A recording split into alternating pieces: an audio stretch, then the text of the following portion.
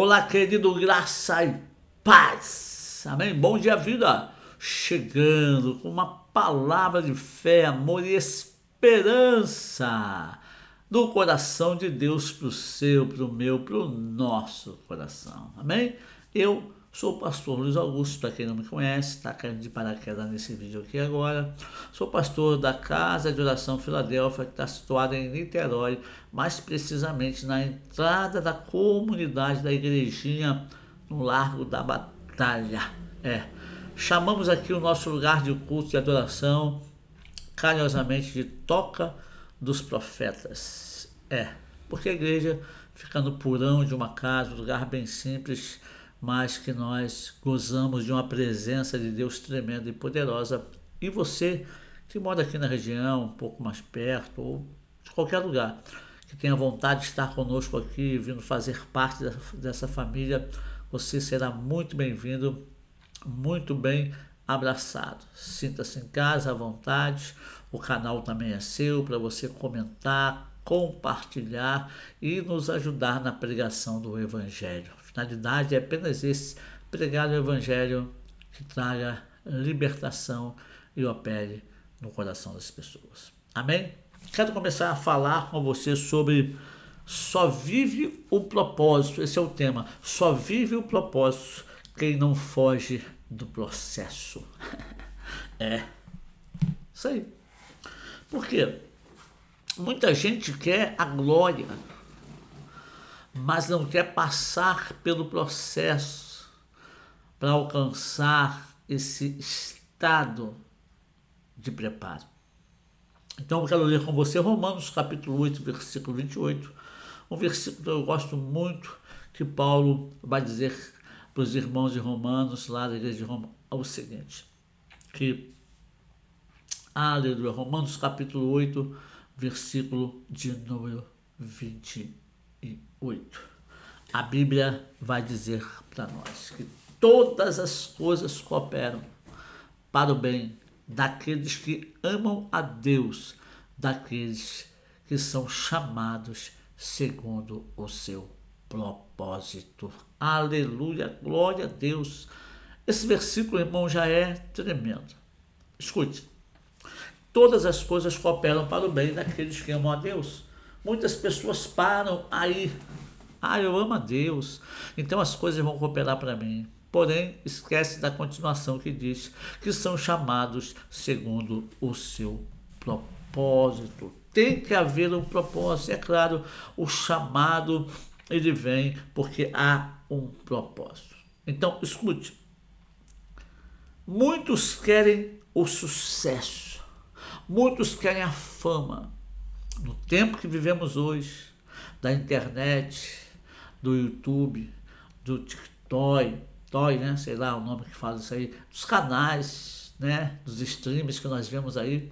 As pessoas estão atrás, jovens, adolescentes, estão atrás dessa fama louca que surge, que o cara posta um vídeo, de repente esse vídeo viraliza, estoura, ele ganha seguidores, e aí entra dinheiro, ele fica famoso. As pessoas estão atrás disso, achando que isso é algo milagroso e vai mudar a vida dela, porque alguns estão conseguindo ganhar algum dinheiro. Pessoas que colocam a vida em cima do dinheiro, achando que o dinheiro é que traz felicidade, achando que ser rico é tudo. Também não estou fazendo aqui alusão à pobreza, à miséria, ao padecer necessidade, porque Davi disse: fui moço e agora eu sou velho, mas nunca vi um servo do Senhor padecer necessidade, nem a sua descendência.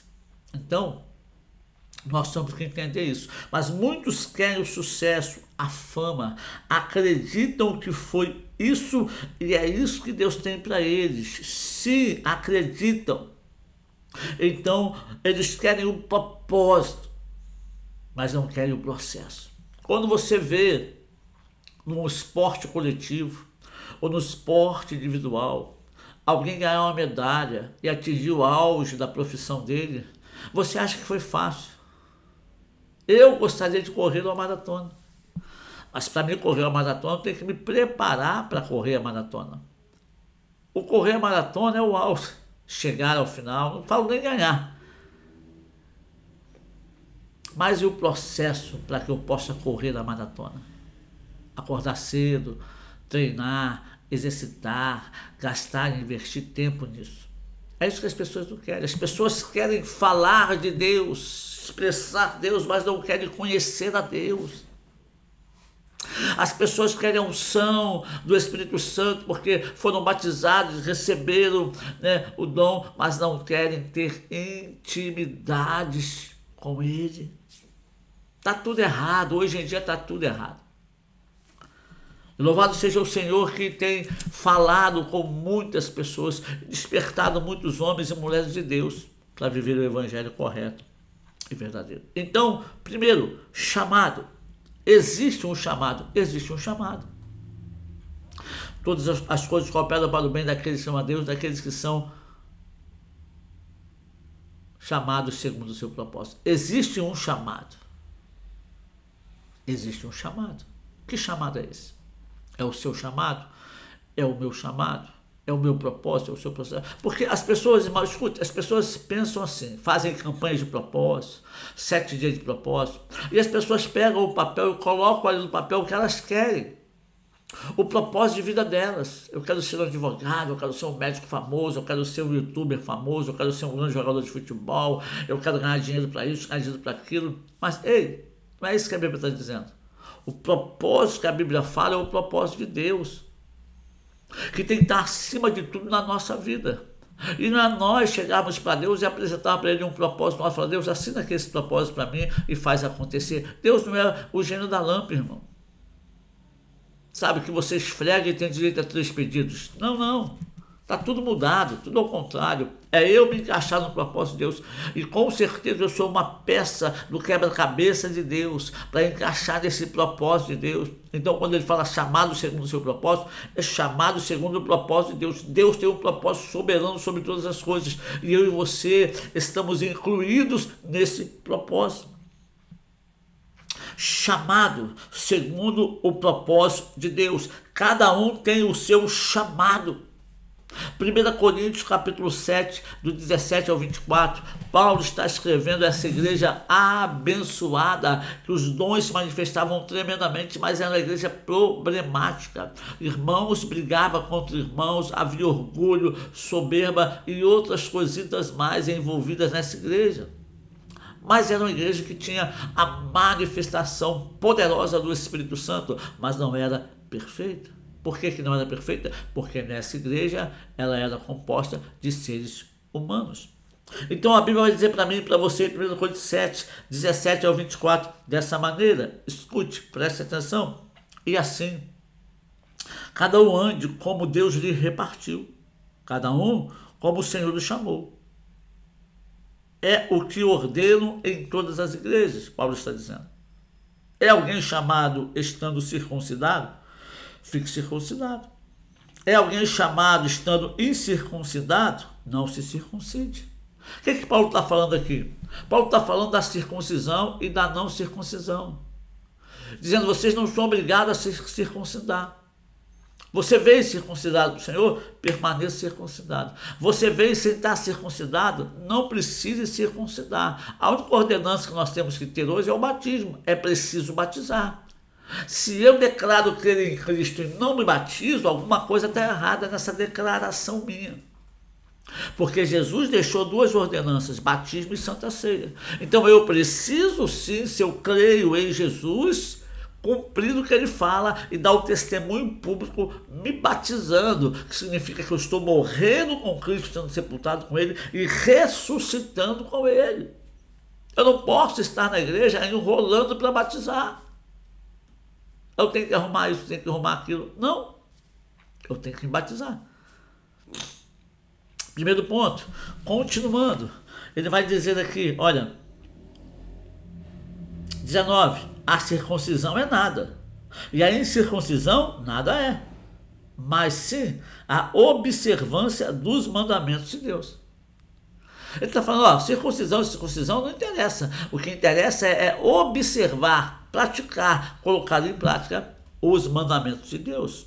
Cada um fique na vocação que foi chamado. Foste chamado sendo servo, não te dê cuidado. E se ainda pode ser livre, aproveite a ocasião. Porque o que é chamado pelo Senhor, sendo servo, é liberto do Senhor. Da mesma maneira, também o que é chamado sendo livre, servo é de Cristo. Fostes comprados por bom preço, não vos façais servos de homens. Irmãos, cada um fique diante de Deus no estado em que foi chamado. O que eu quero falar aqui primeiro, para entrar depois no propósito e no processo, é que às vezes eu quero colocar sobre a sua vida o meu chamado. E alguém quer colocar sobre a vida de outro o chamado dele. Observando que você deve andar assim e andar assado. A Bíblia diz que nós devemos andar com ordem e decência.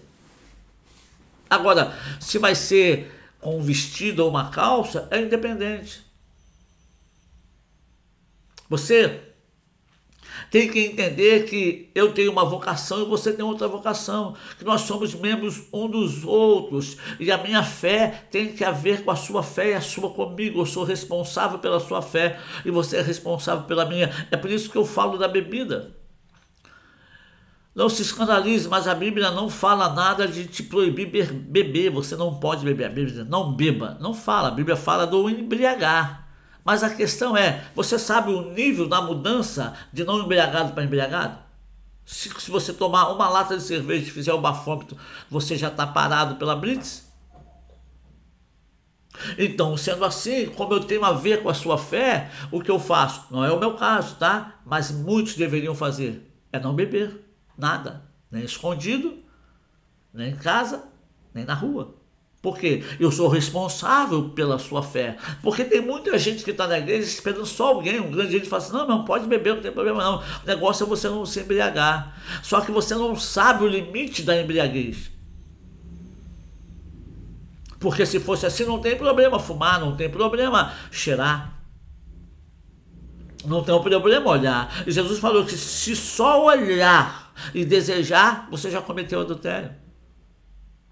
Então tem que ficar como Paulo diz, todas as coisas me são lícitas, mas nem todas me convêm. Todas me são lícitas, mas nem todas edificam. E eu não me deixarei dominar por nenhuma delas.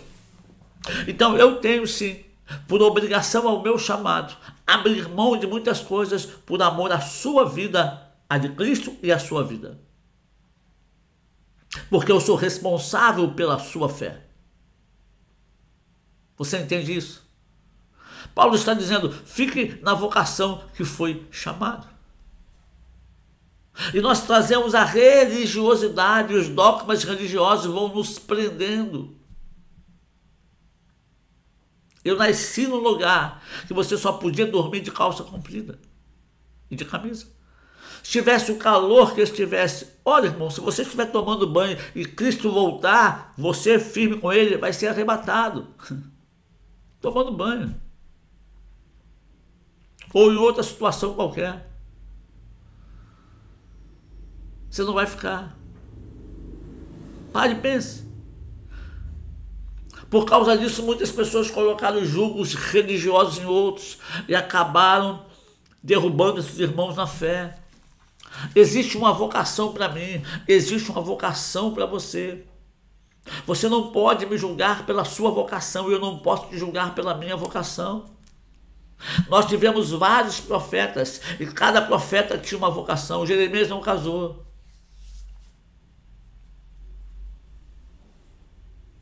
E aí? Profetas viveram propósitos diferentes, mas todos eram profetas. Então a gente precisa amadurecer nisso. Então eu estou ainda para entrar dentro do chamado. Todas as circunstâncias contribuem para o bem.